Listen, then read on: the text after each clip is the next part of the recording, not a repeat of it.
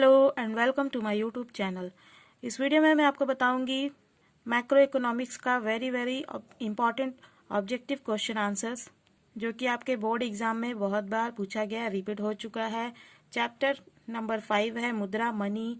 आप लोग पढ़े होंगे व्हाट इज मनी, मनी क्या है एंड देयर फंक्शंस, और इसके क्या क्या कार्य होते हैं। ठीक है, तो वो वाला जो टॉपिक है उससे रिलेटेड सारे इंपॉर्टेंट ऑब्जेक्टिव क्वेश्चन आंसर इसमें बता रही हूँ। इससे पहले भी मैंने बहुत सारे ऑब्जेक्टिव क्वेश्चन आंसर्स के वीडियोस अपलोड कर दिए हैं, आप लोग उसको देख लो। ठीक है, कमेंट बॉक्स में मैं लिंक डाल दूंगी। तो मुद्रा जो चैप्टर है मनी, उसका फर्स्ट क्वेश्चन है निम्न में से कौन मुद्रा के प्राथमिक कार्य है। तो मुद्रा के कुछ कार्य होते हैं, मनी के कुछ फंक्शन होते हैं। तो इसमें पूछा है इसमें से इसका प्राथमिक कार्य यानी प्राइमरी फंक्शन कौन सा है। Which of the following is the primary function of money. इसके ऑप्शंस देखो क्या क्या दिया है। ऑप्शन ए है मूल्य का संचय, स्टोर ऑफ वैल्यू, या फिर ऑप्शन बी है स्थगित भुगतान का साधन, स्टैंडर्ड ऑफ डिफर्ड पेमेंट, या फिर ऑप्शन सी दिया है मूल्य का मापक, मेजर ऑफ वैल्यू, या ऑप्शन डी दिया है इनमें से कोई नहीं, नन ऑफ दिस। तो मुद्रा का जो प्राथमिक कार्य होता है, प्राइमरी फंक्शन ऑफ मनी, वो होता है मूल्य का मापक, मेजर ऑफ वैल्यू। ये मूल्य के मापक का कार्य करता है, वैल्यू को मेजर करता है। ठीक है, so option C is the correct answer for this question. अब देखो सेकंड क्वेश्चन है आभास मुद्रा की विशेषताएं। आभास मुद्रा की विशेषताएं क्या है, इसमें से ऑप्शंस दिया है, उसको मैं आपको बताना है। ठीक है, फीचर्स ऑफ नियर मनी, इसके ऑप्शंस देखो क्या क्या दिए हैं। सामान्य स्वीकृति, जनरल एक्सेप्टेबिलिटी, या फिर ऑप्शन बी है वैधानिक संस्कृति, लीगल सैंक्शन, या ऑप्शन सी है मुख्य तरल संपत्ति, मोस्ट लिक्विड एसेट, या ऑप्शन डी है उच्च तरल संपत्ति, हाईली लिक्विड एसेट। इसका करेक्ट आंसर होगा मुख्य तरल संपत्ति, option C most liquid asset. आभास मुद्रा की विशेषता क्या है, ये मुख्य तरल संपत्ति होती है। Feature of near money is most liquid asset. ठीक है, तो मैं इंग्लिश हिंदी दोनों में बता रही, क्योंकि मेरे चैनल पे इंग्लिश मीडियम और हिंदी मीडियम दोनों के स्टूडेंट्स पढ़ते हैं, इसलिए किसी को कोई दिक्कत ना आए, इसलिए मैं दोनों में बता रही हूँ। ठीक है, देखो मैं बहुत ही अच्छे से प्रोनाउंस करके बता रही हूँ। अगर आप लोग नहीं भी लिखोगे, ध्यान से सुन भी लोगे, तो आप लोग को एग्जाम में याद आएगा कि हाँ मैम ने ये बताया था, इसका आंसर ये होगा। ठीक है, तो सारा का मैं क्वेश्चन भी पढ़ रही हूँ, ऑप्शंस भी पढ़ रही हूँ, ठीक है, बोल रही हूँ, और उसके बाद करेक्ट आंसर भी बता रही हूँ। तो ध्यान से सुनो, तब भी आप लोगों को याद रहेगा। ऑब्जेक्टिव क्वेश्चन आंसर तो वैसे ही ईजी होता है, इसमें 4 ऑप्शन दिया होता है, उसमें से एक चुनना होता है। ठीक है, मुद्रा की संकुचित परिभाषा में शामिल है narrow definition of money includes, यानी मनी का जो नैरो डिफिनेशन होता है उसमें क्या शामिल होता है, क्या इंक्लूड होता है। ऑप्शंस देखो क्या क्या दिए हैं। केवल मुद्रा, करेंसी ओनली, या फिर मुद्रा तथा मांग जमा, करेंसी एंड डिमांड डिपॉजिट, या फिर ऑप्शन सी है समयावधि जमा, टाइम डिपॉजिट्स, या फिर ऑप्शन डी है अंश शेयर्स। तो इसका करेक्ट आंसर होगा केवल मुद्रा। ठीक है, केवल मुद्रा, मुद्रा की संकुचित परिभाषा में केवल मुद्रा शामिल है। Narrow definition of money includes currency only, so option A is the correct answer for this question. Question number 4 है एक हजार रुपए को कहा जाता है 1000 रुपी नोट इज कॉल्ड। 1000 रुपए का जो नोट होता है इसको क्या कहते हैं। प्रादिष्ट मुद्रा यानी फैट मनी, या फिर आधारभूत मुद्रा हाई पावर्ड मनी, या फिर विधि मान्य मुद्रा लीगल टेंडर मनी, या फिर इनमें से सभी, ऑल ऑफ दीज।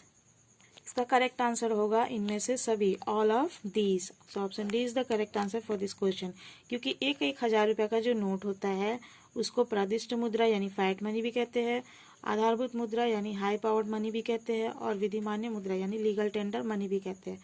तो इसका आंसर हो गया इनमें से सभी। ठीक है, अब देखो क्वेश्चन नंबर 5 है निम्न में कौन एक बैंक मुद्रा है। Which one of the following is a bank money. इसके ऑप्शंस देखो क्या क्या दिया है। मुद्रा यानी करेंसी, या मांग जमा, ऑप्शन बी है मांग जमा डिमांड डिपॉजिट, या ऑप्शन सी है समयावधि जमा टाइम डिपॉजिट्स, या बैंकों का सुरक्षित कोष कैश रिजर्व्स ऑफ बैंक्स। इसका करेक्ट आंसर होगा मांग जमा डिमांड डिपॉजिट। ठीक है, demand deposit is the bank money. ठीक है, बैंक मुद्रा क्या है, मांग जमा। अब देखो क्वेश्चन नंबर 6 है निम्न में से कौन कथन सत्य है। Which of the following statement is true. Options दिए इसके। ऑप्शन ए है मुद्रा की पूर्ति एक प्रवाह अवधारणा है, money supply is a flow concept, या फिर इसमें से आपको बताना है कि कौन सा सही है, क्योंकि आप लोग अगर मनी चैप्टर पढ़ते हो मुद्रा, तो उसमें आप लोग अगर रीड करते हो तो आप लोगों को समझ में आ जाएगा कौन सा सही है, ठीक है। इसको ऑप्शंस दिए हुए हैं, मुद्रा की पूर्ति एक प्रवाह धारणा है, money supply is a flows concept, या फिर ऑप्शन बी है एक चेक प्रादिष्ट मुद्रा है, a cheque is a fiat money, यानी चेक एक फाइट मनी है, प्रादिष्ट मुद्रा है, यह जनता द्वारा धारित मुद्रा एवं शुद्ध बैंकों पर मांग जमाए मुद्रा की पूर्ति में शामिल है। Money supply includes currency held by public and net demand deposits at banks, या फिर ऑप्शन डी भारत में रिजर्व बैंक ही मुद्रा की पूर्ति का एकमात्र साधन है। Reserve bank of India is the only source of money supply in India. इसमें से सत्य कथन यानी ट्रू स्टेटमेंट तो सी होगा, क्योंकि जनता द्वारा धारित मुद्रा एवं शुद्ध बैंकों पर मांग जमाए मुद्रा की पूर्ति में शामिल है। ये बात सत्य है, ट्रू है, ठीक है। Money supply includes currency held by public and net demand deposits at banks, ठीक है। बाकी सारे कथन गलत है, बाकी जो स्टेटमेंट है वो रॉन्ग है। तो इसमें बोला था कि ट्रू स्टेटमेंट सत्य कथन को सेलेक्ट करना है। अब देखो 7th नंबर क्वेश्चन है, निम्न से खाली स्थान को भरे। M3 बराबर होता है M1 plus dash, fill in the blanks in the following. M3 equals M1 plus what? M1 plus क्या होगा? बैंकों पर मांग जमाए, डिमांड डिपॉजिट्स एट बैंक्स, या फिर बैंकों में समयावधि जमाए, टाइम डिपॉजिट एट बैंक्स, या डाकघर में कुल जमाए, total deposits with post offices, या फिर ऑप्शन डी है अन्य जमाए, अदर डिपॉजिट्स। इसका करेक्ट आंसर होगा बैंकों में समयावधि जमाए, ठीक है।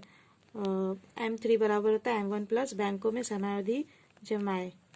Option B is the correct answer for this question. M3 equals M1 plus time deposits at banks. Clear है?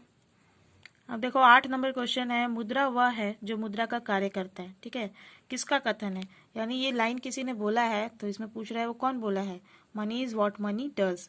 Who said it? किसने कहा था ये कि money is what money does, मुद्रा वह है जो मुद्रा का कार्य करता है। हार्टले विदर्स ने कहा था, या फिर हार्ट्रे ने कहा था, या थॉमस ने, या केन्स ने? तो मुद्रा वह है जो मुद्रा का कार्य करता है, ये हार्टले विदर्स ने कहा था। So option A is the correct answer for this question. Hartley withers said money is what money does. Now question number 9 is, मुद्रा का कार्य है, the function of money includes. मुद्रा का कार्य क्या है? विनिमय का माध्यम, मीडियम ऑफ एक्सचेंज, या फिर मूल्य का मापक, मेजर ऑफ वैल्यू, या मूल्य का संचय, स्टोर ऑफ वैल्यू, या उपरोक्त सभी, ऑल द अबव। इसका करेक्ट आंसर होगा उपरोक्त सभी, ऑल द अबव, क्योंकि मुद्रा का कार्य यानी फंक्शन ऑफ मनी क्या क्या है? विनिमय का माध्यम भी है, मीडियम ऑफ एक्सचेंज, और मूल्य का मापक भी है, मेजर ऑफ वैल्यू, और मूल्य का संचय भी करता है, स्टोर ऑफ वैल्यू, ठीक है। Money store of value. Model paper में मैंने आपको कराया था फंक्शंस ऑफ मनी में, आप लोग को याद होगा। अब देखो क्वेश्चन नंबर 10 है, मुद्रा के कार्य में शामिल है, the function of money includes. क्या शामिल है मुद्रा के कार्य में? मनी के फंक्शन में क्या इंक्लूड है? मूल्य निर्धारण, वैल्यू डिटर्मिनेशन, या मूल्य का संचय, स्टोर ऑफ वैल्यू, या विनिमय का माध्यम, मीन्स ऑफ एक्सचेंज, या उपरोक्त सभी, ऑल द अबव। देखो मुद्रा का जो कार्य है उसमें क्या क्या शामिल होता है? मूल्य का निर्धारण भी होता है, मूल्य का संचय भी होता है, विनिमय का माध्यम भी होता है। The function of money includes value determination, store of value, means of exchange, means ये सारे चीज होते हैं। So option D is the correct answer for this question, उपरोक्त सभी, ऑल द अबव।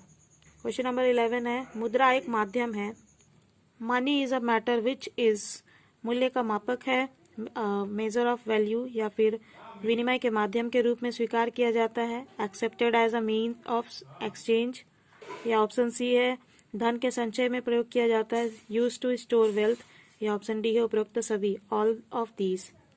देखो मुद्रा एक माध्यम है, मुद्रा है जो मनी है वो एक मैटर है जो कि मूल्य का मापक है और मेजर ऑफ वैल्यू है, और विनिमय के माध्यम के रूप में स्वीकार भी किया जाता है, accepted as a means of exchange, और धन के संचय में प्रयोग भी किया जाता है, यूज टू स्टोर वेल्थ। तो ये सब करता है मुद्रा।